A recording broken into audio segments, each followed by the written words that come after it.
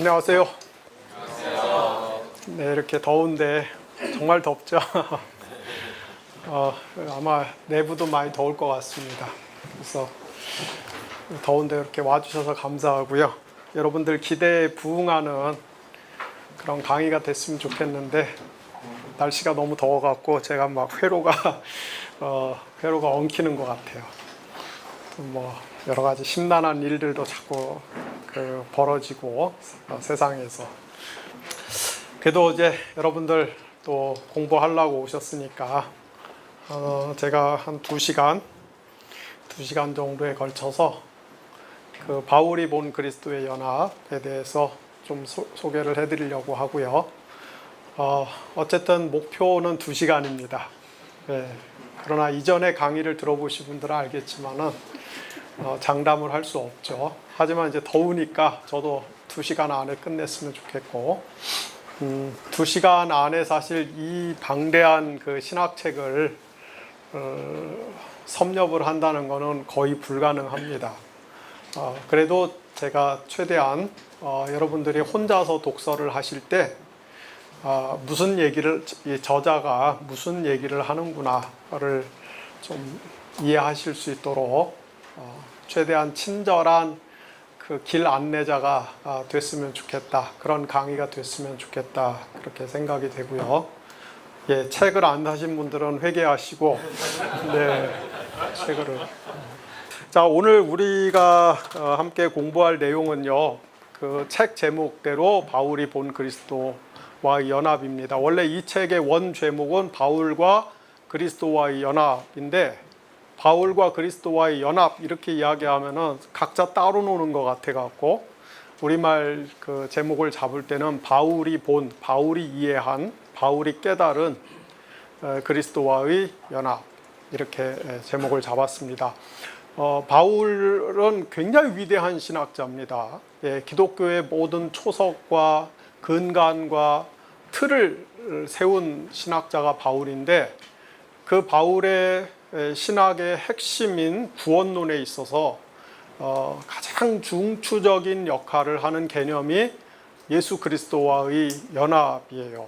그래서 사실 이 주제, 오늘 우리가 함께 공부할 주제는 바울 신학을 이해하는 데 있어서나 바울의 구원론을 이해하는 데 있어서나 제가 강의 말미에 강조를 하겠습니다마는 바울과 우리 사이에 약 2000년의 시간적 간격이 존재하는데 20세기를 훌쩍 뛰어넘어서 바울과 우리 시대 사이에 뭐 시간적인 간격도 굉장히 크지만 문화적 간격이라는 게 어마어마하죠. 예, 바울이 무슨 뭐 인터넷을 알았겠어요? 뭘 알았겠어요? 예, 그러나 그가 2000년 전에 남겼던 이 메시지들과 그의 신학과 사상들이 2000년 후를 살아가는 오늘 우리들에게도 매우 그 막강한 교훈과 영향력을 발휘하고 있기 때문에 오늘 이 공부가 사실은 굉장히 중요한 주제를 우리가 다룬다는 것을 좀 염두에 두고 접근을 했으면 좋겠습니다. 자, 시작하기 전에 조금 제가 그 여담으로 몇 가지 다른 이야기를 좀 드리면은 우리가 흔히 하는 말 중에 미치면 미친다 이런 말이 있어요. 그렇죠? 미치면 미친다. 미치면 미친다. 이 앞에 미치면은 뭔가 하나에 푹 빠지는 것을 뜻하는 겁니다. 보면은 골프에 미치는 분들이 있어요. 그렇죠? 또 낚시에 미치는 분들이 있어요. 골프에 미치는 거하고 낚시에 미치는 거하고 어느 게 더 미치는 건지는 모르겠어요. 예. 또 어떤 분들은 뭐 공부에 미치는 사람도 있고 우리 아새끼들이 제발 공부에 미쳤으면 좋겠는데 좀처럼 안 미치죠. 예. 또 뭐 하여간 자기가 뭔가 좋아하는 것에 원하는 것에 이렇게 미치는 거죠. 푹 빠져들어가는 거죠. 다른 생각이 안 들어요. 그냥 하루 종일 그 생각만 하고 그 노력만 하는 거죠. 그러면은 이 뒤에 미친다는 뭐냐면은 어떤 경지에 도달한다 이 말이에요. 그래서 어떤 한 분야에서 상당한 경지, 상당한 수준에 도달하기 위해서는 그 한 분야에 미치지 않으면 안 되는 거예요. 푹 빠져야 되는 거예요. 우리가 흔히 프로와 아마추어, 프로와 아마를 이렇게 나눕니다. 그 프로는 뭡니까? 프로는 어떤 사람입니까? 예, 자기가 그 업으로 삼고 있는 혹은 자기가 좋아하는 그 분야, 그 주제에 뭐한 사람이에요? 미친 사람이에요, 미친 사람. 예, 그러면 프로가 되는 거예요. 제가 MBC 청룡 때부터 거의 40여 년 가까이 LG 트윈스 팬인데 굉장히 그 자랑스럽게 느끼는 것은 LG 팬이면서 아직까지 암에 안 걸렸다는 거예요. 네. 아주 예. 근데 LG의 그 LG 트윈스의 박용택 선수가 올해 그 최다 안타 신기록을 세웠는데, 이 박용택 선수 보면은 그냥 진짜 1년 365일 하루 24시간 내내 타격 생각만 하는 사람이에요. 그냥 아주 야구에 미친 사람이에요. 그런 사람이 프로가 되는 것이고, 프로 선수들 중에서도 성공하는 것이죠. 반대로 아마추어는 어떤 사람입니까? 자기가 뭐 좋아하는 거 있어요. 하고 싶은 거 있어요. 원하는 거 있어요. 즐기는 거 있어요. 그런데 뭐예요? 가끔 생각날 때, 시간 날 때, 짬이 날 때 하는 거예요. 다 평소에는 그거 안 해요. 그냥 취미로 하는 겁니다. 이런 사람은 아마추어예요. 저는 그리스도인들 중에도 프로가 있고 아마추어가 있다고 생각을 해요. 프로 그리스도인은 말 그대로 하나님에 대해서 미친 사람이에요. 예수 그리스도에 대해서 미친 사람이에요. 예수님에 대해서 미친 그리스도인은 이 경지에 올라갑니다. 근데 아마추어 그리스도인은 뭡니까? 평상시에는 자기가 원하는 삶을 살아요. 그러다가 가끔 생각나면, 짬나면, 여유가 생기면 그때 예수님 생각하고 그래요. 주일날 11시에 그때만 예수님 잠깐 생각해요. 그러면은 평생 그 사람은 아마추어 그리스도인을 못 벗어납니다. 기독교 역사 2000년 동안에 최고의 프로 크리스찬을 꼽으라면은 단연코 바울을 꼽을 수가 있어요. 바울은 정말 예수님에 미친 사람입니다. 바울은 예수님에게 완전히 미쳤기 때문에, 그래서 기독교 역사 2000년 동안에 얼마나 많은 그리스도인들이 있었어요. 그러나 그 중에서도 우리가 흔히 군계 일학이라고 하죠. 바울은 정말 독보적인 경지에 도달했던 사람입니다. 여러분이 바울에 대해서 잘 아실 것입니다. 그는 원래 유대교의 신학자로서, 유대교의 랍비로서 유대교의 가르침과 율법을 따라서, 특별히 신명기법에 따라서 나무에 달린 자는 하나님의 저주를 받았다. 예수님 십자가에 나무에 달려 죽었거든요. 그러니까 바울의 신학적 시각으로 보면 예수님은 하나님의 저주를 받은 자예요. 그런데 그리스도인들이 그 예수가 하나님의 메시아라고 하니까 이 바울이 피가 끓어갖고서 견딜 수가 없었어요. 그래서 그 오늘날의 시리아 다마스커스를 중심으로 해서 눈에 보이는 대로 그리스도인들을 잡아서 이 멧돼지가 그 밭을 쑥대밭으로 만들어 놓을 때 쓰는 표현이 잔해하다. 이 바울이 자기가 교회를 그렇게 핍박했다고 이야기를 해요. 많은 그리스도인들을 죽이거나 때리거나 고문하거나 병신을 만들거나 감옥에 가두었어요. 그런 그가 어느 날 다메섹을 향해서 가다가 길에서 예수님을 만났죠. 그리고 나서 확 돌변했어요. 그 후에 예수 그리스도를 위해서 어떤 고난과 어떤 어려움을 당해도 불굴의 의지로 그 모든 것들을 다 견뎌내고 이겨내고 지중해 연안을 여러 차례 돌아다니면서 목숨의 위협과 강의 위협과 강도의 위협과 추위의 위협과 굶음 이런 모든 고난을 다 극복해가면서 지중해 연안에 많은 교회들을 세워서 팔레스타인의 이 조그만 땅덩어리에 그 갇혀 있던 그 기독교를 세계 종교화 될 수 있는 기틀을 만들었고, 뿐만 아니라 많은 성경을 씀으로 인하여서, 그 성경을 남김으로 인하여서 오늘 우리가 신약 성경이라고 불리는 이 성경, 이 신약의 근간이 되는 경전, 편지들을 씀으로 인하여서 기독교 신학이 견고한 기초 위에서 탄탄하게 발전할 수 있는 그 모든 토대를 쌓은 사람이 바로 바울입니다. 아마 바울은 기원 후 64년에 그 네로가 로마의 큰 대화재를 이제 저질렀죠. 그때 네로가 정치적인 위기를 피하기 위해서 그 화재의 책임을 그리스도인들에게 떠넘겼는데, 바울도 그때 로마에서 아마 체포가 되어서 그 후 얼마 후에 형장의 이슬로 사라졌습니다. 그때 아마 그러니까 60년 초반에 바울이 그 형장의 이슬로 죽었는데, 순교를 했는데, 아마 그때 바울의 나이가 저보다 지금 한두 살 더 많은, 혹은 서너 살 더 많은 그런 나이, 그러니까 50대 초중반이었을 거예요. 그러니까 오늘 우리 기준으로 보면 굉장히 일찍, 한창 때 죽은 거죠. 네. 바울이 그의 생애, 그리스도인으로서 그의 생애를 보면은 그 입구는 뭐냐? 다른 예수 믿는 사람들을 잡아 죽이던 그런 사람이었는데, 그의 마지막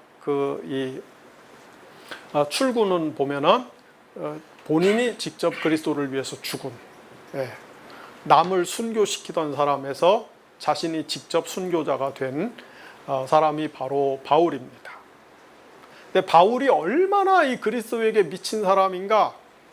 오늘 이제 바울의 편지들을 통해서 두루두루 살필 건데, 이 캠베리슨 바울이 본 그리스도의 연합에 나오지는 않습니다만은, 바울이 얼마나 예수님께 미친 사람인가, 예수님께 완전히 푹 빠져서 살았던 사람, 그것을 잘 보여주는 한 가지 본문이 여러분이 그 좋아하시는 빌립보서 성경, 빌립보서 성경이 정말 그 감동적인 성경이에요. 왜냐하면 이 빌립보서가 아마도 바울이 로마 감옥에서 그 처형을 앞두고 쓴 생애 마지막 성경이기 때문에 바울의 그 신학이 가장 원숙기에 도달했을 뿐만 아니라 그의 신앙과 그의 성품과 그의 삶이 가장 원숙기에 도달했던, 근데 이 빌립보서를 쓸 때 바울의 상황이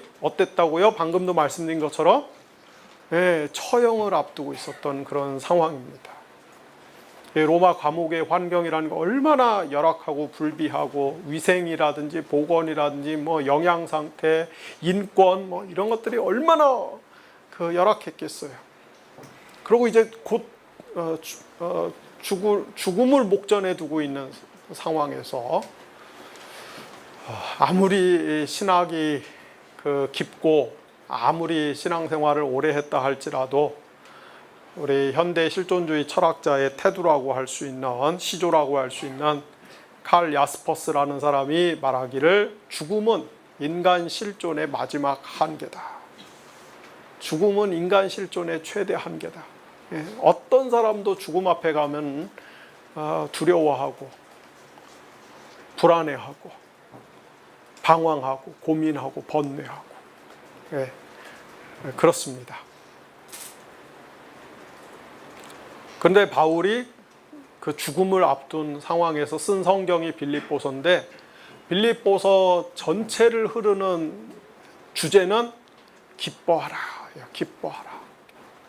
빌립보서 4장밖에 안 되는 짧은 성경인데 기뻐하라는 단어가 16번이나 나옵니다.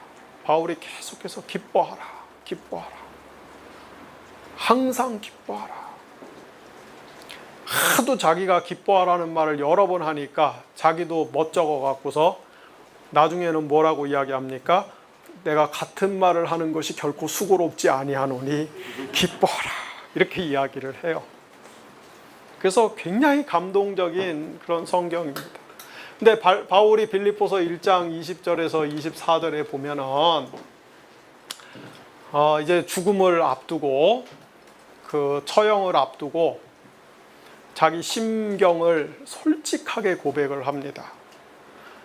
바울이 빌립보서 1장 20절에 이렇게 시작하죠. 살든지 죽든지 내 몸에서 그리스도가 존귀하게 되기를 원하노라. 이제 곧 처형을 당하는 거예요. 자기가 살지 죽을지 몰라요. 아마 죽을 확률이 훨씬 더 높아요. 그러나 살든지 죽든지 내 몸에서 그리스도가 존귀하게 되는 것, 그것이 가장 중요하다. 그러면서 뭐라고 이야기합니까? 이는 내게 사는 것이 그리스도니 내가 죽는 것도 유익함이라.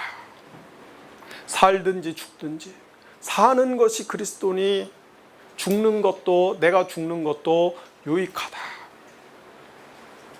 내 진짜 소망은 죽는 거야. 빨리 죽었으면 좋겠어. 왜냐하면은 자기 이 육신의 현실이 너무 고달프고 괴롭거든요. 로마 감옥에서 죽음을 기다리고 있는 자기의 처지라는 것이 인간적으로 너무너무 힘든 거예요.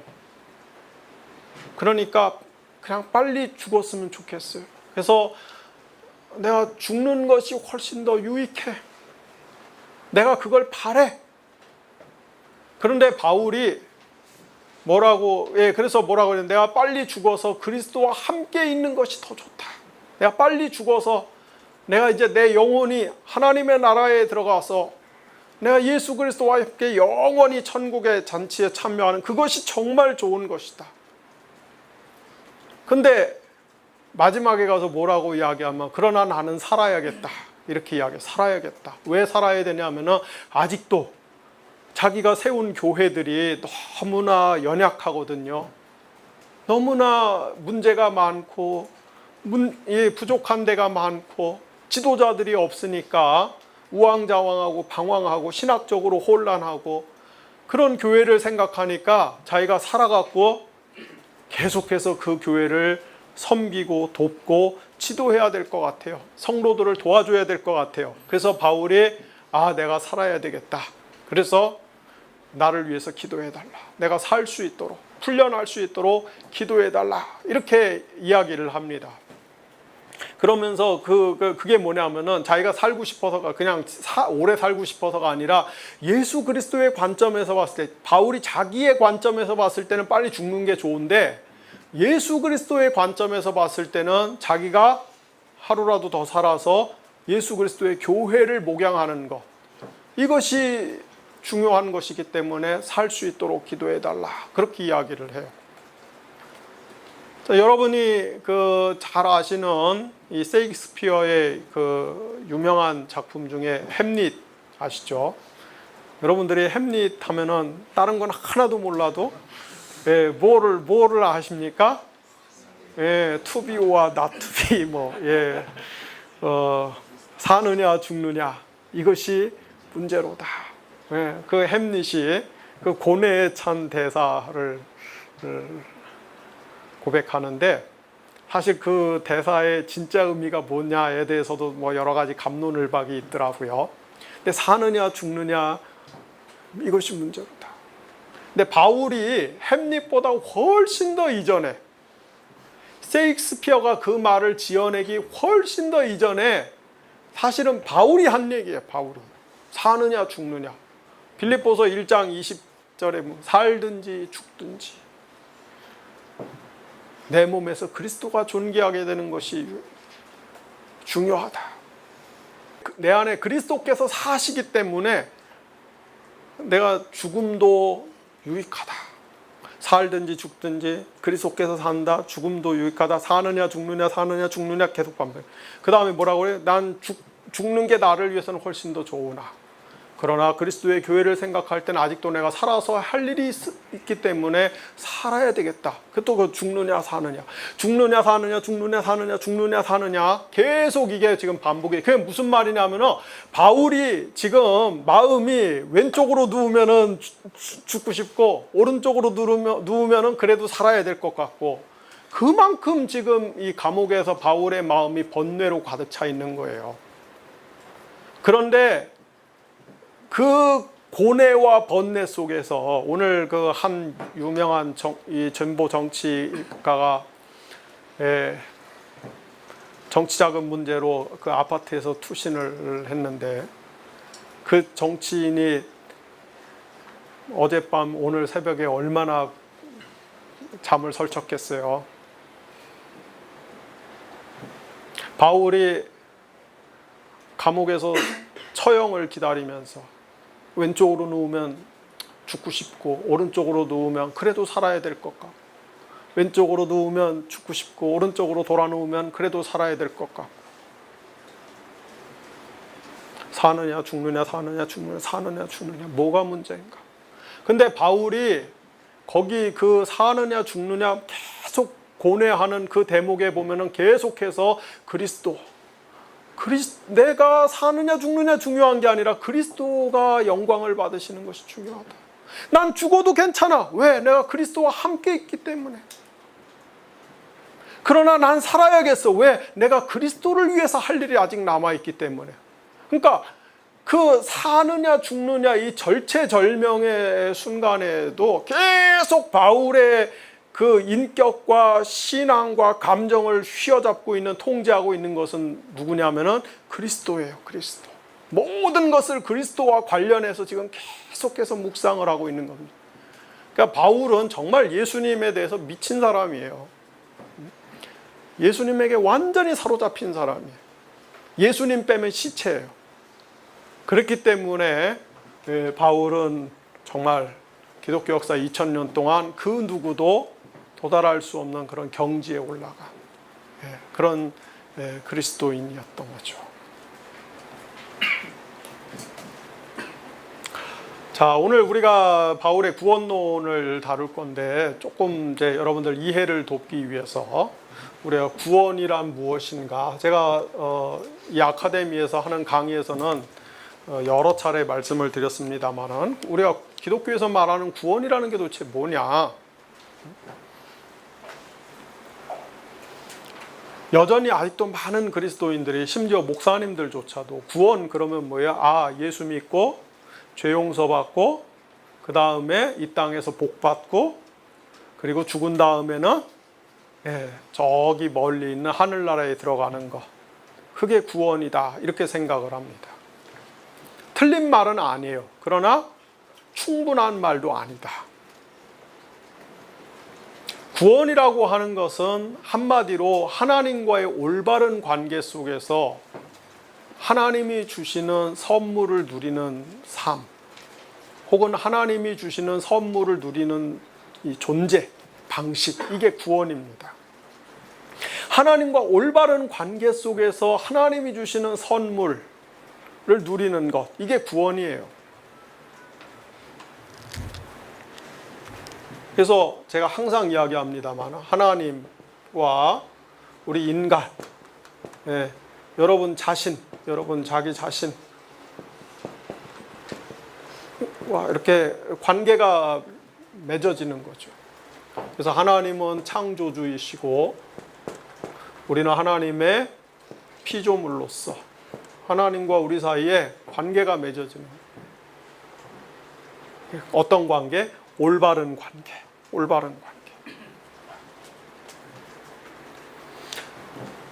하나님은 이 관계에는 반드시 의무가 따라요. 관계에는 의무가 따라요.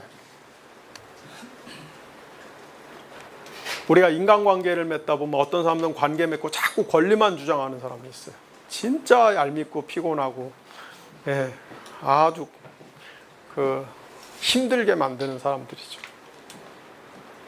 모든 관계에는 사실 의무가 발생을 합니다. 그 관계가 오랫동안 건강하게, 풍성하게, 깊이 지속되려면 그 관계의 당사자들끼리 서로 의무를 잘 준수해야 돼요.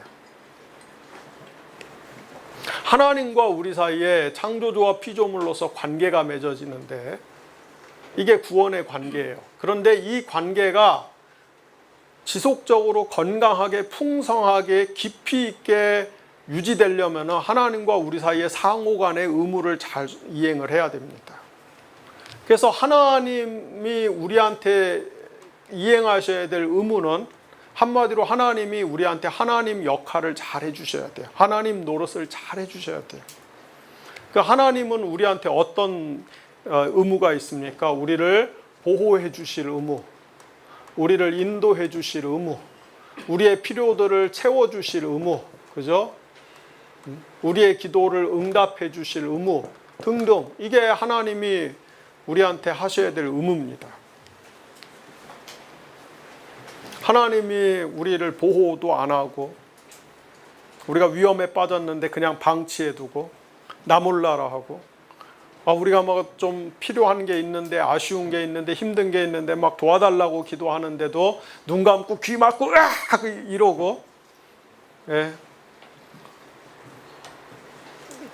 우리가 인생을 살아가면서 막 삶이 너무 막막하고 답답하고 불확실하고 이런데 막 하나님이 우리를 인도해 주지도 않고, 그러면은 그런 하나님은 섬길 필요가 없는 거예요. 그죠? 그런 하나님은 믿을 필요가 없어요. 그 무슨 하나님이야? 네. 하나님이 우리의 하나님이 되시려면 하나님 편에서 이런 의무를 잘 이행하셔야 돼요. 반대로 우리는 하나님을 어떻게 해야 돼요? 피조물로서 하나님을 잘 예배하고, 그죠?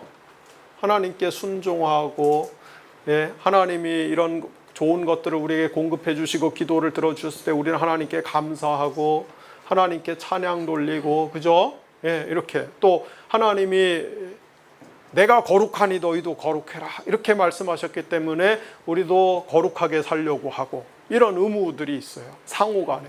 그래서 이 의무가 서로 잘 지켜질 때 하나님과 우리와의 관계가 더 건강해지고 더 풍성해지는 거예요. 그게 우리가 그 구원의 기쁨, 구원의 즐거움을 누린다는 것이 그런 것입니다. 그런데 이런 그 사람이 해야 될 의무들을 규정해 놓은 것이 구약의 소위 율법이에요. 모세 율법. 사람이 하나님 앞에서 어떻게 자기가 그 하나님과 올바르고 건강한 관계를 유지하기 위해서 사람이 어떤 행위들을 지켜야 되는가, 어떤 덕목들을 지켜야 되는가, 이걸 규정해 놓은 것이 구약에 나오는 모세율법이에요. 그 모세율법은 전부 613가지로 되어 있습니다. 여러분은 10계명밖에 모르시겠지만, 예, 사실은 613가지의 계명이 있어요. 그런데 여러분, 그러니까 사람이 이 자리에서 하나님은 이 의무를 완벽하게 수행하실 수 있는데, 사람이 이 자리에서 이 의무를 완벽하게 수행할 수 있는 사람이 한 사람도 없다라는 거예요. 이 자리에 아담을 갖다 놔도 실패, 모세로 대표되는, 예, 구약 이스라엘의 신앙 혹은 신앙 인물들을 갖다 놔도 실패. 예, 그래서 하나님과의 이 구원의 관계, 언약 관계가, 예, 위기에 빠지는 것입니다. 어떤 인간을 갖다 놔도, 예, 어떤 성인군자를 갖다 놔도 사람은 다 실패할 수밖에 없어요. 하나님께 이 613가지 뿐만 아니라 이 무수히 많은 하나님 앞에서의 규정을 완벽하게 지킬 수 있는 사람이 없어요. 그래서 이 자리에, 예, 누가 들어오십니까? 예수님이 들어오시는 거예요. 예수님. 그래서 예수님이 사람의 몸을 입고 이 땅에 오셔서 바로 이 자리에 서시는 거예요. 이 자리에. 왜? 이 자리에 있었던 모든 그 인간의 대표 주자들은 다 실패했기 때문에. 그리고 예수님은 이 자리에서 실제로 어떻게 합니까? 하나님에 대해서 전적으로 순종하심으로 인하여서 하나님이 원하시는 이 도리를 100% 성취하십니다. 그것의 절정이 뭐예요? 십자가 사건. 예수님이 십자가에서 죽기까지 순종하심으로 인하여서 예수님 외에 어떤 인간도 실패했던 모든 하나님에 대한 이 율법의 도리들을 예수님이 성취하신 것입니다. 그래서 빌라도가 요한복음 19장에 보면 30절 이하에 보면은 예수님을 십자가에 못 박기 직전에 그 성난 유대인 폭도들 군중들 앞에 예수님을 세우면서 바라바하고 예수님하고 둘 중에 하나 풀어달라고 이제 저기 할 때 빌라도가 예수님을 세우면서 뭐라고 이야기하냐면, 빌라도 자기도 모르게 그냥 빌라도는 별 생각 없이 이야기했는데 그 굉장히 거기 신학적인 심오한 의미가 담기죠. 이 사람을 보라. 야, 니들이 지금 십자가에 죽이겠다고 내달라고 요구하는 사람이 바로 이 사람인데, 이 사람을 내가 데리고 나왔으니까 이 사람을 보라. 그래서 예수님을 그 폭도들 앞, 저 성난 군중들 앞에 선을 보여요. 거기 나오는 이 에세 호모, 이 사람을 보라. 그게 뭐냐면은 창세기 1장 26절 28절에 보면 하나님이 사람을 만드실 때 하나님의 형상으로 만드셨어요. 그래서 타락하기 이전의 인간은, 원인간은 이 하나님의 형상으로서 하나님께 전적으로 순종하도록 지음받은 인간이에요. 그런데 아담의 실패 이후에 모든 인간은 다 하나님 앞에서 실패할 수밖에 없기 때문에, 또 실패하기 때문에 하나님의 형상이 왜곡되고 찌그러지고 오염돼 버렸어요.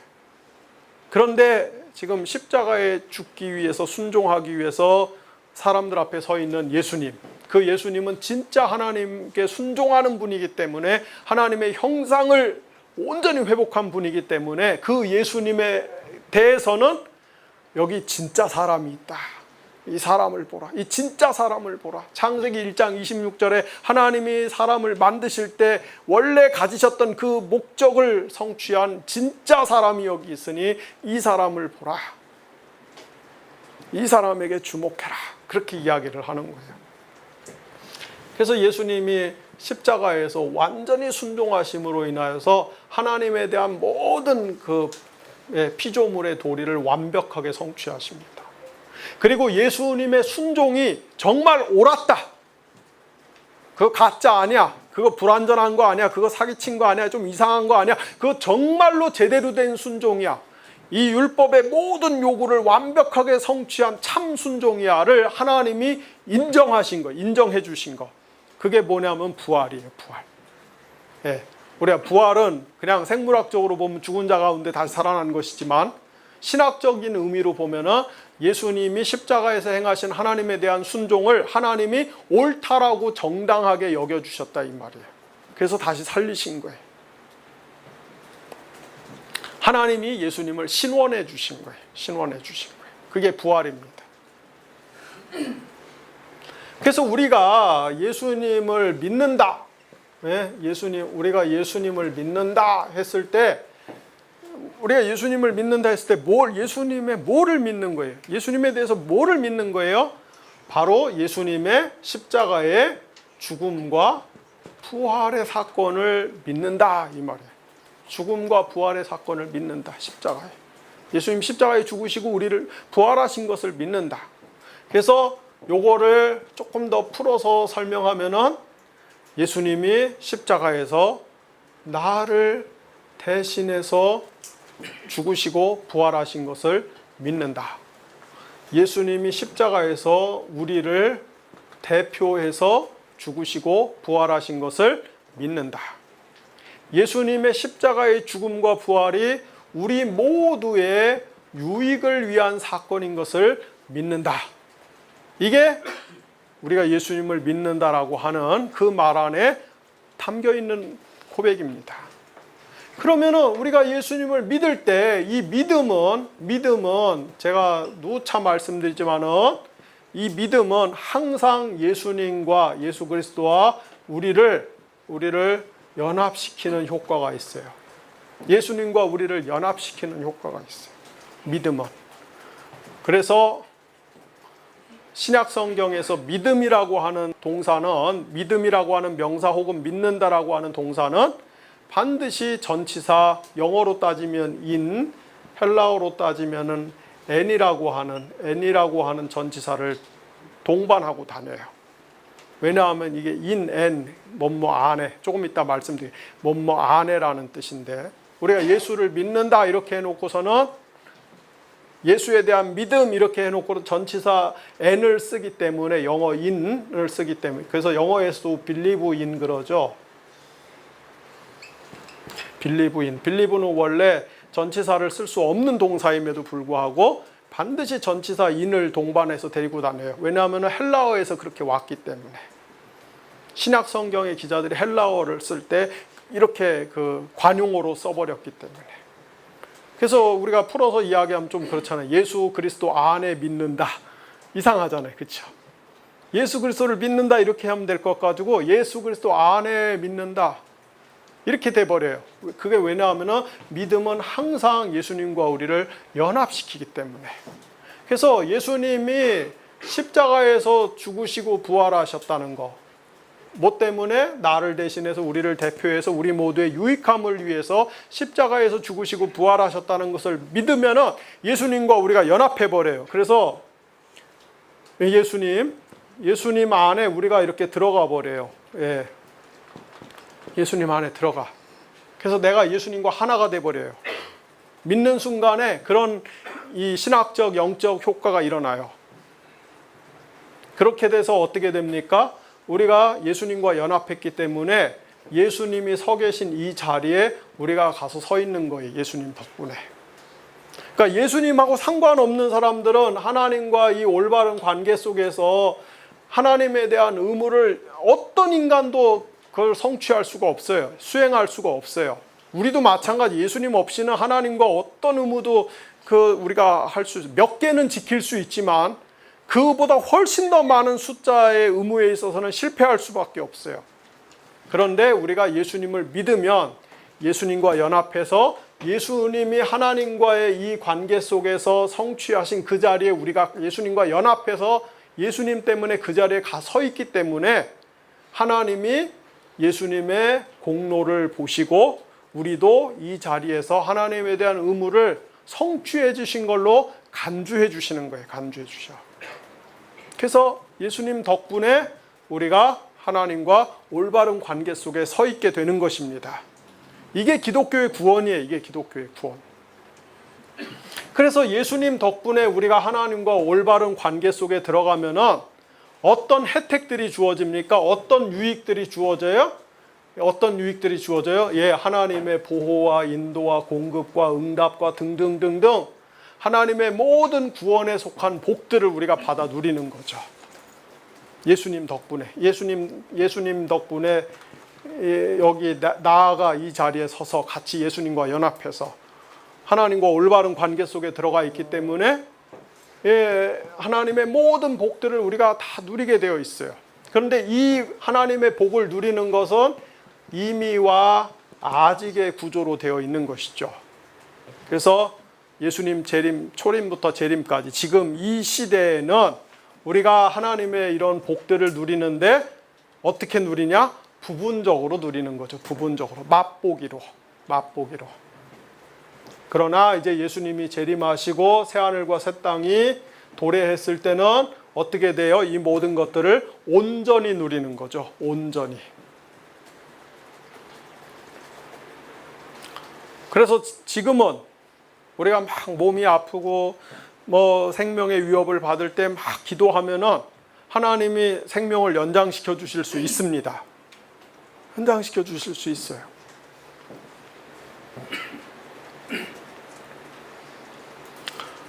뭐 흔히 나타나는 일은 아니지만 기도하면 하나님이 생명을 연장시켜 주시는 일들이 있어요. 작년에 우리 아카데미에서 어떤 강의를 한 어떤 그 박사님이 있는데 저하고 여기 그 카페에서 잠깐 우연한 기회에 차 마시면서 얘기를 하는데 자기가 잘 아는 목사님 한 분이 암에 걸려 갖고서 이렇게 병원에서 이제 시한부 인생 선언을 받았는데 그런데 자꾸 이상하게 그럴수록 막 더 신학 공부 열심히 하고 막 뭔가 더 배우러 다니고 싶고 막 그런 열정이 들어서 본인 다른 외부에서 하는 다른 대학에서 하는 대학원 과정에 그 목사님이 몸이 아픈데도 불구하고 막 와서 열심히 공부한다고 그러면서 막 너무 보기에 좋다고 너무 참 귀하다고 막 그런 얘기를 하시더라고. 그러면서 자기네 클래스에서 다른 학생들하고 목사님들하고 그 암 걸리신 목사님이 더 오래 살 수 있도록 하나님이 고쳐주시기를 위해서 같이 열심히 지금 시간을 정해서 중보기도 한다고 막 그런 얘기를 하시더라고요. 그래서 제가 옆에 그 말 듣다가 제가 속으로 좀 기도해보고 그랬어요. 하나님이 그 목사님이 오래 못 살 거라고 하니까, 얼마 못 살 거라고 하니까 쓸데없이 공부하고 그런 거에다 시간 낭비하지 말고, 그런 거 하지 말고 얼마 시간이 안 남았으니까 가족들하고 같이 시간 보내고 사모님하고 같이 좀 여행도 하고 맛있는 음식도 먹고 자녀들하고 좀 그 추억이 될 만한 그런 시간을 보내고 그게 훨씬 더 좋겠다고. 왜 그 자꾸 공부하는데 쓸데없는 그런 거 하냐고. 그렇게 했더니 그냥 의아한 눈빛으로 나를 보더라고요. 믿음이 없는 족수 뭐. 얼마 전에 그 박사님을 내가 또 만나갖고 문득 그 생각이 나갖고 그때 그 목사님 어떻게 됐냐고 물어봤더니 그 목사님 벌써 진작에 돌아가셨다고 그러더라고요. 대개는 사실 이런 병 걸리면 죽습니다. 죽어요. 그러나 경우에 따라서는 하나님이 정말 그 생명을 연장시켜 주시는 경우도 있어요. 제가 우리 샘물결 플러스에서 책을 지금까지 뭐 한 250종 이렇게 냈는데 첫 번째 나온 책이 그 돌아가신 이정석 교수님이라고 제가 아주 가깝게 지냈던 분인데 그분이 쓴 그 현대사회의 도전과 기독교의 대응, 교회의 대응 그런 제목의 책이 있어서 제가 그분에 대한 특별한 애정의 마음이 있어서 출판사 시작하면서 그분 책을 제일 먼저 내드렸습니다.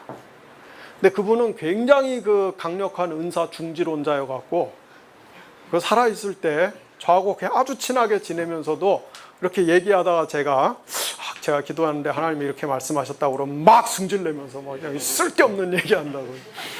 너무 왜 자꾸 그러냐고 막 그랬어요.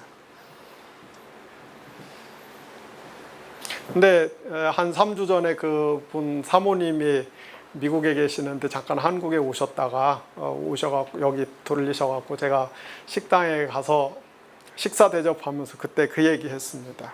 그 이 목사님 살아계실 때 말이야 내가 뭐 좀 이렇게 성령님 이렇게 말씀하셨다고 그러면 맨날 성질내고 그러시더니 그분이 2009년도에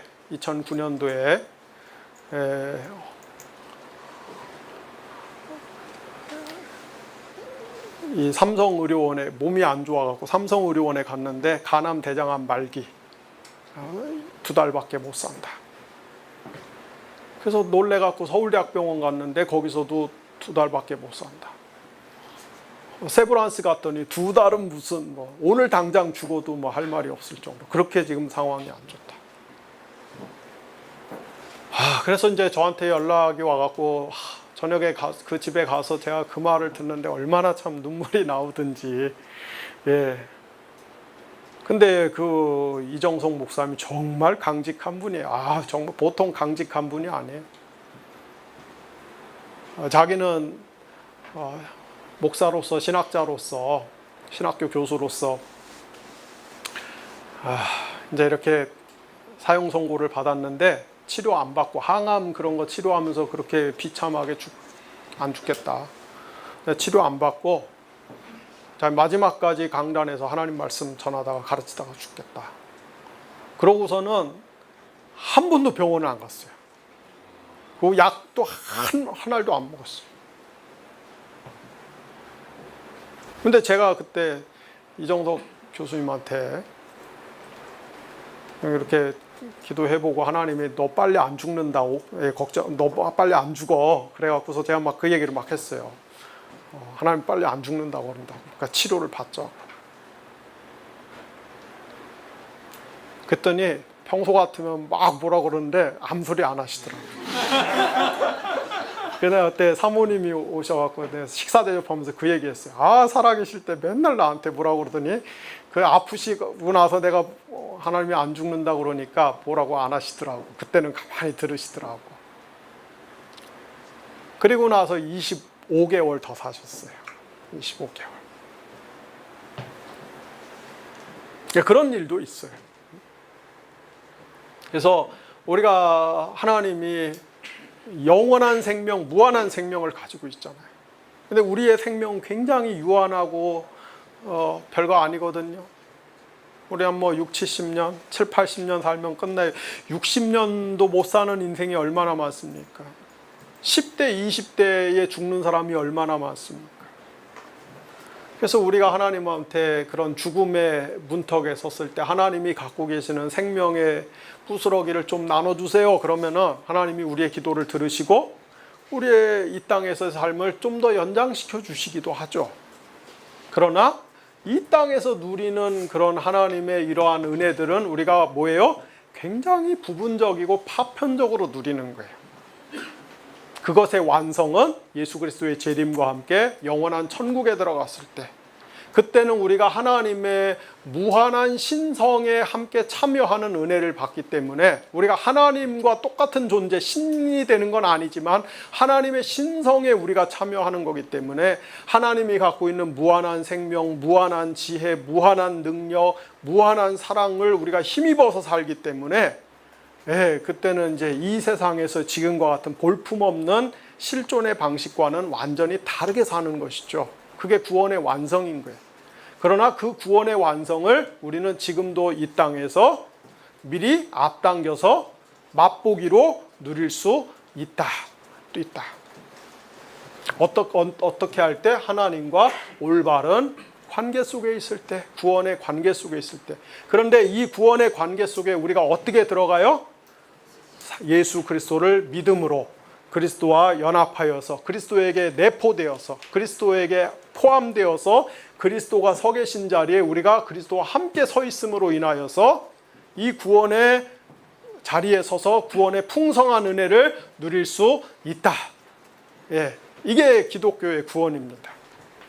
자, 이 이야기를 이제 바울이 굉장히 다양한 각도에서 이야기를 해요.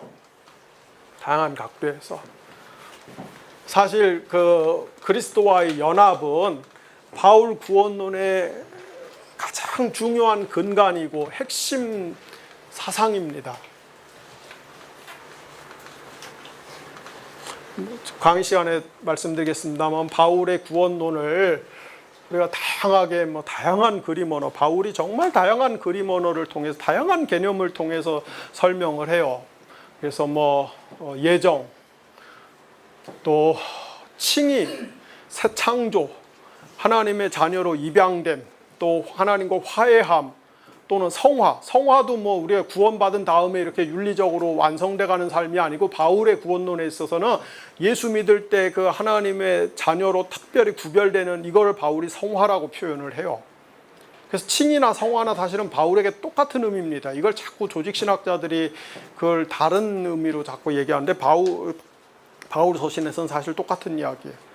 등등 바울이 굉장히 많은 개념과 그림 언어들을 통해서 그 구원에 대해서 풍성하게 다채롭게 그리고 아주 다이나믹하게 묘사하는데 그 모든 그 사상과 개념과 표현들을 떠받치고 있는 것이 바로 그리스도와의 연합이에요. 그리스도와의 연합. 그래서 오늘 강의에는 이제 바울이 쓴 전치사 3가지와 그리고 바울이 쓴 이 그림 언어 4가지를 통해서 그 바울이 그리스도와 연합하는 것이 무엇인가를 어떻게 설명하고 어떻게 묘사했는지를 여러분들과 함께 나누려고 합니다. 바울 서신들을 읽어보면은 참 이거 시작하기 전에 우리가 그 전통적으로 아주 보수적인 사람들, 그러니까 근본주의적 성향을 띠는 이런 그 보수적인 분들은 바울이 전부 13개의 성경을 썼다고 믿어요. 그래서 바울이 이제 로마서부터 시작해서, 로마서가 시기적으로 일찍 쓴 건 아니지만은 사도행전 다음에 오기 때문에 우리가 바울 서신 로마서부터 시작한다고 해서 로마서, 고린도 전후서, 갈라디아서, 에베소, 빌립보, 골로새 쭉쭉쭉쭉 해갖고 이제 히브리서까지 바울이 썼다고 생각하는 사람들이 있어요. 이런 사람들은 전부 13개의 성경을 썼다 이렇게 믿습니다. 그러나 이제 히브리서에 나오는 문체나 표현이나 개념이나 이런 것들은 다른 바울 서신하고 굉장히 차이가 나요. 그래서 조금 더 학문적으로 신약 성경을 보는 사람들은 그리고 굉장히 보수적인 사람들은 바울은 히브리서는 바울이 안 썼고 히브리서를 빼고 전부 12개를 바울이 썼다 이렇게 봅니다. 오늘날의 대체적으로 국제 수준의 굉장히 학문적이고 비평적인 신학자들은 바울이 7개의 성경을 썼다 이렇게 봐요. 그래서 로마서, 고린도전후서, 갈라디아서, 빌립보서, 데살로니가전서, 빌레몬서 이렇게 해서 7가지를 썼다고 봅니다. 그래서 조금 이제 바울 신학을 학문적으로 다루는 책들은 그 7가지만 진짜 바울의 서신으로 보고 나머지 에베소, 골로새서, 데살로니가 후서 이런 것들 또 디모데 전후서 이런 것들은 바울 후대 바울 제자나 바울 학파에 있었던 어떤 뒤에 있던 사람들이 바울의 이름을 빌려다가 쓴 것이다 이렇게 봐요. 그러나 여러분들이 갖고 계시는 책 캠벨의 바울이 본 그리스도와 연합 이 책의 저자인 이 콘스탄틴 캠벨은 굉장히 보수적인 신학자입니다. 그래서 이 책의 저자는 히브리서를 제외한 12개를 전부 바울이 썼다라고 가정을 하고 이 책에서 논지를 전개를 해요. 그래서 저도 오늘 강의에서는 히브리서를 제외한 12개를 바울이 썼다라고 전제하고서 이 책의 저자와 함께 이야기를 같이 하려고 합니다. 자, 그래서 이제 바울 서신을 읽어보면 굉장히 많은 전치사들을 바울이 동원해서 씁니다. 우리말 성경에는 이제 잘 안 나타나는데 그리스어 성경이나 영어 성경에 보면은 정말 바울이 이 수많은 전치사들을 동원해서 명사와 동사와 결합을 해갖고 독특한 이 뉘앙스, 개념, 뜻, 사상들을 이제 창작을 해요. 그래서 이제 그 중에 3가지 바울 서신에 나오는 가장 많이 등장하는 전치사 3가지를 그리스도와 연합과 관계된 전치사를 여러분들과 생각을 해보려고 하는데 첫째가 뭐냐면은 그리스도 안에라는 거예요. 그리스도 안에. 그래서 이게 이제 헬라어로는 엔 크리스토라는 거예요. 엔 크리스토. 그리스도 안에, in Christ, 영어로 in Christ, 그리스도 안에. 그 다음에 두 번째로 바울이 또 많이 쓰는 것이 이게 그리스도 안에는 바울 서신에서 73회나 나와요. 73. 이 캠벨은 미쳐갖고는 책에서 그걸 하나하나 다 설명을 해요. 예. 그러니 교정을 보면서 얼마나 죽을 뻔했겠어요. 예. 이 헬라어 히브리어가 우리 저 디자이너들이 인디자인 뜨려고 그러면은 헬라어 히브리어가 다 깨져버려요. 그래갖고서는 이제 디자이너들이 미술 전공한 친구들이 세상에 헬라어 히브리어 이런 언어가 있는지도 모르고 있다가 우리 회사 와갖고 이런 언어가 있구나. 히브리어는 또 왼쪽에서 오른쪽으로 가는 게 아니라 오른쪽에서 왼쪽으로 가네. 그래갖고는 그거 이제 알파벳을 막 혼자 공부해갖고 알파벳 순서 외워갖고서는 이렇게 그 저자나 편집자가 준 거 이렇게 보면서 하나하나 컴퓨터에서 이렇게 잡아다가 찍는 거거든요. 그런데 이번에 나온 책들, 이 책도 그렇고 그 구약 예언서들의 공공신학 같은 거 보세요. 완전 히브리어가 얼마나 많은지 헬라어 히브리어가. 그래서 이런 저자들이 제일 싫어요. 제일 싫어. 예, 그리고 이제 디자이너들이 막 그 히브리어 같은 거는 막 헷갈리니까 막 이상하게 찍어 놓으면 이제 편집자들이 그거 다 잡아야 되는데 일감이 보통 많은 게 아니에요. 그러면서도 다른 신앙서적에 비해서 10분의 1도 안 팔리는 거예요. 신학책들. 만드는 수고는 한 10배도 더 들어가면서. 예. 내가 왜 이 짓을 하는지 모르겠어요. 정말. 완전히 인생이 적자예요, 적자. 그 다음에 바울이 많이 쓰는 것이 그리스도와 함께라는 또 이 어구를 많이 씁니다. 그래서 이것은 순 그리스도, 네. 순 그리스도.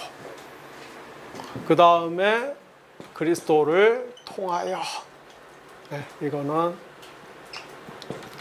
디아 크리스토. 그래서 오늘은 요 전치사는 요 세 가지를 이제 살펴보려고 합니다. 자, 먼저 뭐뭐 안에. 그러니까 바울의 구원론에 아까 제가 그 바울이 자기 구원론을 굉장히 다양한 그 언어와 개념과 그림 언어를 통해서 묘사한다고 그랬어요. 그래서 뭐 우리가 구속, 칭의, 예정, 새 창조, 뭐 성화, 하나님과의 화해, 하나님의 자녀됨, 이런 모든 개념들이 전부 다 바울 구원론을 이 각도 저 각도에서 다 다양하게 표현하는 겁니다. 우리 바울 디모데후서 2장 10절에 보시면은, 디모데후서 2장 10절에 보면 바울이 이런 표현을 해요. 내가 택정함을 받은 사람들을 위해서 오래 참는 것은 그 사람들도 그리스도 예수 안에 있는 구원을 받게 하기 위함이다. 이렇게 이야기를 해요. 내가 선택함을 받은 사람을 위해서 오래 참고 있는 것은 그리스도 예수 안에 있는 구원을 그 사람들도 받게 하기 위함이다. 그래서 바울이 이 구원을 뭐라고 묘사합니까? 그리스도 예수 안에 있는 구원이다. 이렇게 표현해요.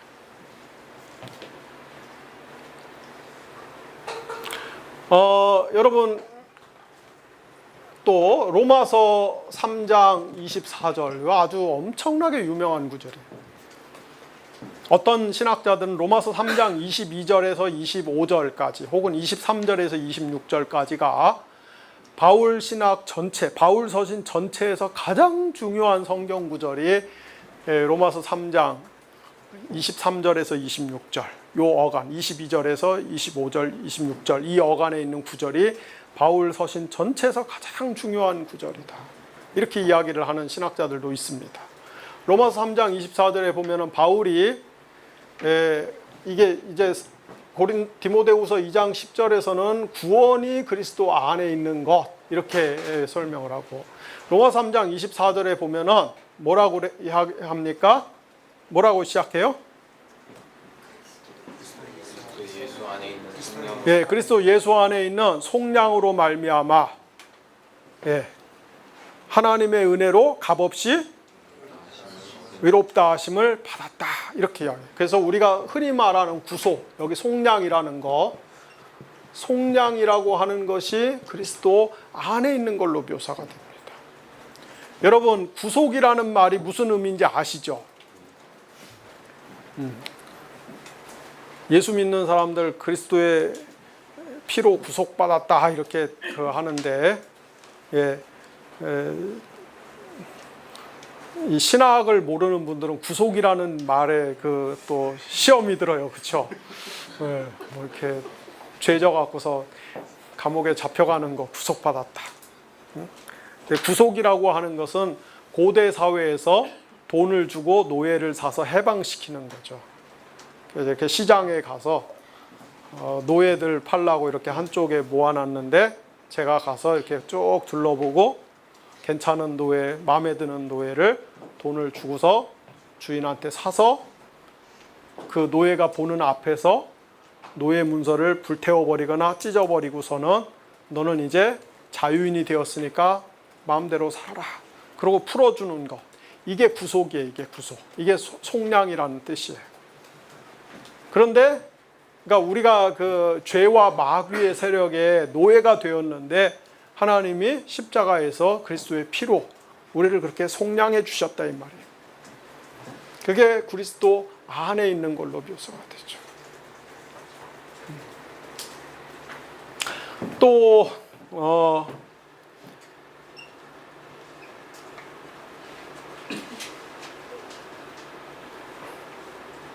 새 창조, 여러분 잘 아시는 고린도후서 5장 17절에 보면은 누구든지 그리스도 안에 있으면 새로운 피조물이라. 이전 것은 지나갔으니 보라 새 것이 되었도다. 또 이게 똑같은 게 에베소서 2장 10절에도 나오죠. 새 창조와 관련된 것. 에베소서 2장 10절. 우리는 그가 만드신 거다. 예. 에베소서 2장 10절 누가 한번 찾아서 읽어주실래요? 우리는 그가 만드신 바라 그리스도 예수 안에서 선한 일을 위하여 지으심을 받은 자니 이 일은 하나님이 전에 예비하사 우리로 그 가운데서 행하게 하려 하심이니. 네, 우리는 그가 만드신 바라 그리스도 예수 안에서 하나님이 행하신 바다, 지으신 바다, 선한 일을 하게 하기 위해서 우리를 지으셨다. 하나님이 우리를 창조하셨, 그리스도 안에서 창조하셨다. 새롭게 창조하셨다. 이렇게. 성화와 관련된 것도 전부 그리스도 안에와 연결이 되죠. 그래서 고린도전서 1장 2절에 보면은 그리스도와 고린도에 있는 교회에 편지를 하면서 그리스도 안에 있는 고린도에 있는 교회, 거룩하여진 하나님의 성도로 칭함을 받은 자들에게 편지를 한다. 그렇게 해서 그리스도 안에서 거룩함을 받은 자들. 네. 이렇게 성화도 바울이 그리스도 안에라고 하는 그런 어구를 통해서 설명을 합니다. 그리고 하나님이 우리에게 주시는 모든 복들도 전부 그리스도와 이 그리스도 안에라는 저기로 연결이 돼요. 그래서 여러분들 에베소서 1장 3절에 보면 찬송하리로다. 찬송하리로다. 하나님 곧 우리 주 그리스도의 아버지께서 그리스도 예수 안에서 하늘에 있는 모든 신령한 복들을 우리에게 주신다. 이렇게 돼 있어요. 또 그가 하나님이 주시는 복들, 그리고 뭐가 있나요? 빌립보서 4장 7절 같은 데 보면은 빌립보서 4장 6절 7절 아무 일에도 염려하지 말고 오직 모든 일에 기도와 간구로 감사함으로 하나님께 너희 구할 것을 아뢰라. 그리고 나서 뭐래? 그리하면은 모든 지각에 뛰어난 하나님의 평강이 그리스도 예수 안에서 너희 마음과 생각을 지키시리라. 이렇게 돼. 또 빌립보서 4장 19절에 보면은 그 하나님께서 그분이 갖고 계시는 모든 풍성한 것들, 좋은 것들을 그리스도 안에서 여러분의 필요대로 충만하게 공급해 주실 것이다. 이런 말씀입니다. 그래서 우리의 구원과 관계된 모든 국면들, 우리가 하나님께 의롭다함을 받거나 또는 구속함을 받거나 거룩해지거나 하나님과 화해되거나 하나님의 자녀가 되거나 하나님이 주시는 모든 이런 복들을 누리게 되는 것은 전부 다 그리스도 안에서 이루어지는, 그리스도 안에서 이루어지는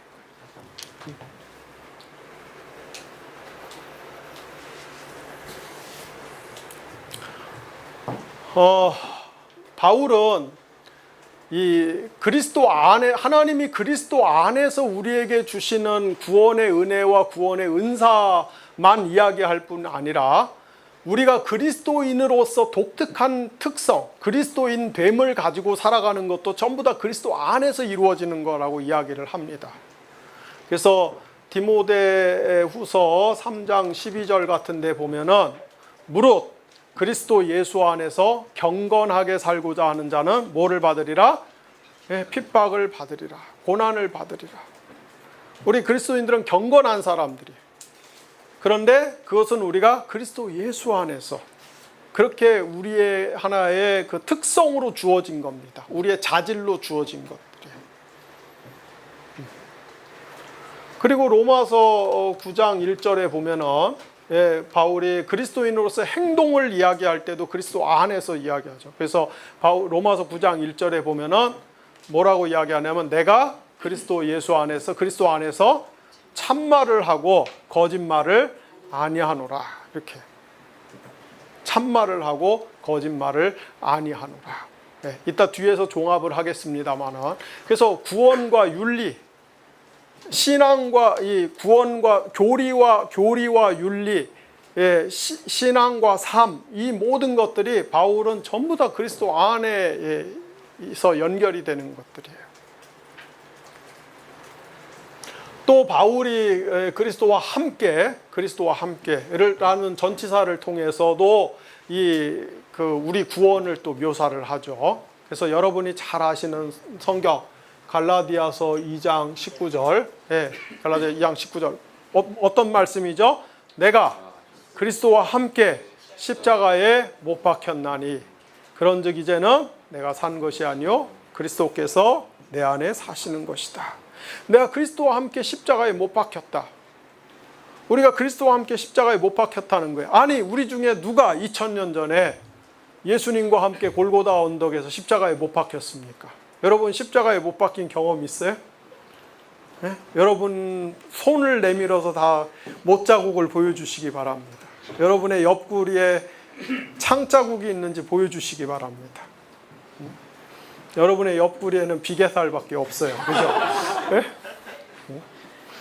못자국, 창자국이 없어요. 그런데 어떻게 우리가 그리스도와 함께 십자가에 못 박혔다고 이야기합니까? 아까 제가 앞에 그림에서 설명했듯이 그리스도가 우리를 위하여 나를 대신하고 우리를 대표하여 우리를 위하여 십자가에 죽으시고 부활하신 것을 우리가 믿으면 우리가 그리스도와 함께 연합해서 그리스도가 서 있는 자리에 우리가 서 있게 되기 때문에 그리스도와 연합한 자로서 우리가 예수님의 죽음과 부활에 연합하기 때문에 예수님과 함께 2000년 전에 우리가 믿음으로 십자가에 못 박혔다고 이야기할 수 있는 것이죠. 그래서 바울이 갈라디아서 2장 19절에 보면은 내가 그리스도와 함께 십자가에 못 박혔나니 2000년 예수님과 우리 사이 2000년의 시간적 간격이 있는데 우리는 고사하고 예수님하고 거의 동시대를 살았던 바울도 십자가에 못 박힌 적이 없어요. 근데 바울은 자기가 십자가에 못 박혔다고 얘기해요. 왜냐하면은 그리스도를 믿음으로 그리스도와 연합해서 그리스도가 서 계신 십자가의 순종의 자리에 바울이 서 있기 때문에 그렇게 보여요. 그래서 같은 사상이 굉장히 강력하게 나타나는 것이 사실은 로마서 6장인데 로마서 6장 5절, 6절, 8절 여기에 보면은 바울이 뭐라고 이야기합니까? 우리가 그리스도의 그 죽음의 모양에 함께 연합한 자가 되었으면은 또한 그의 부활의 모양에도 함께 연합한 자가 되리라. 함께. 그죠? 로마서 6장 또 그 6절, 8절에 보면은 우리가 그리스도와 함께 그리스도와 함께 죽었으니 또한 그와 함께 살 줄을 믿노라. 하나님이 우리를 그리스도와 함께 십자가에 못 박으신 것은 우리의 이 죄로 죽을 몸을 멸하여서 다시는 우리가 죄에게 종로로 타지 않게 하려 함이라. 이런 거예요. 그리스도와 함께. 그리고 여기 굉장히 강력한 게 이제 에베소서 2장 5절에서 6절 말씀이죠. 에베소서 2장 5절에서 6절 말씀에 보면 하나님이 허물로 죽은 여러분을 살리셨다.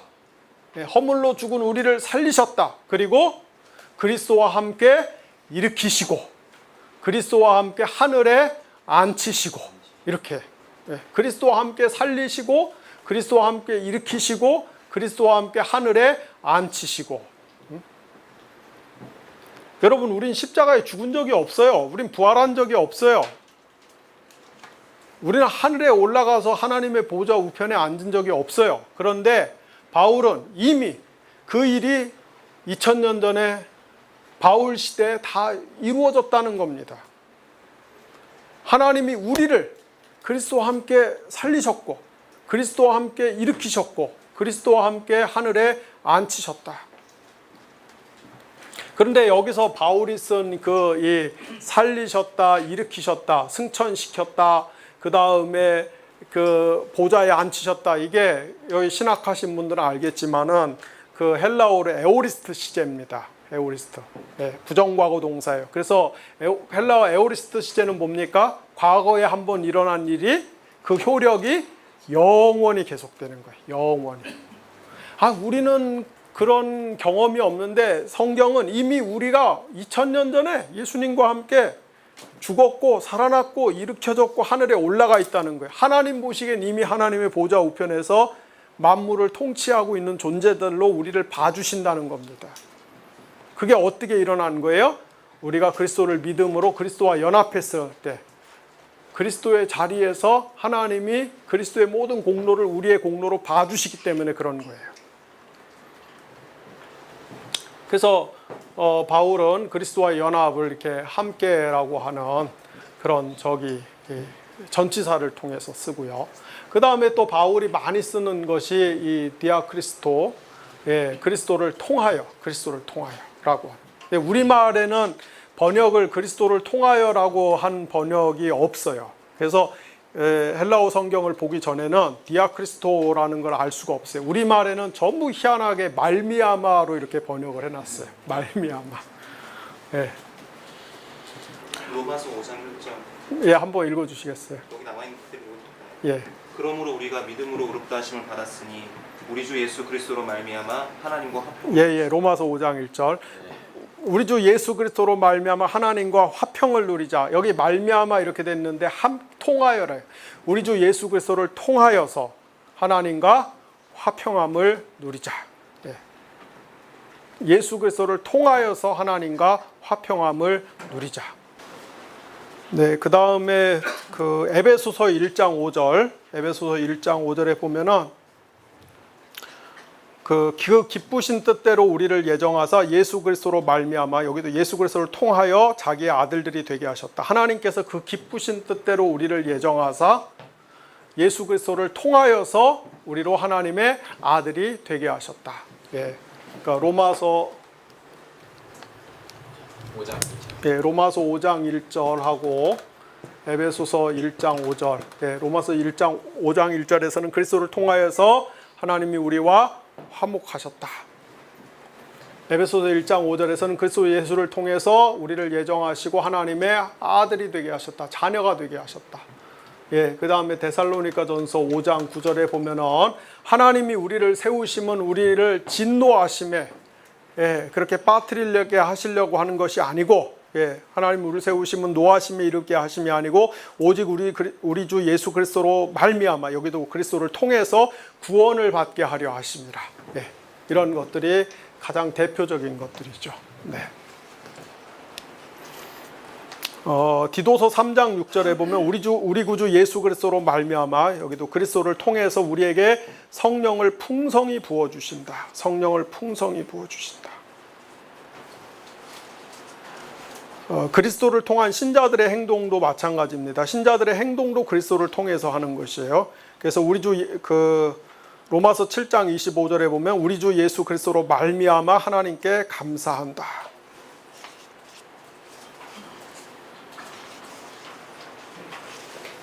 등등 이렇게 해갖고 바울이 이런 전치사들을 여기 보면 너무 많은 성경들이 있어요. 그래서 실제로 여러분들 책에 보시면은 아주 너무 지나치리만큼 하여튼 신약 성경에 나오는 모든 성경은 다 찾아갖고 주의를 합니다. 주의를 하고. 그래서 그런 것들은 전치사들은 여러분들이 바울이 그리스도와의 연합을 묘사하기 위해서 이런 다양한 전치사들을 동원한다. 그건 참조하시면 되겠고요.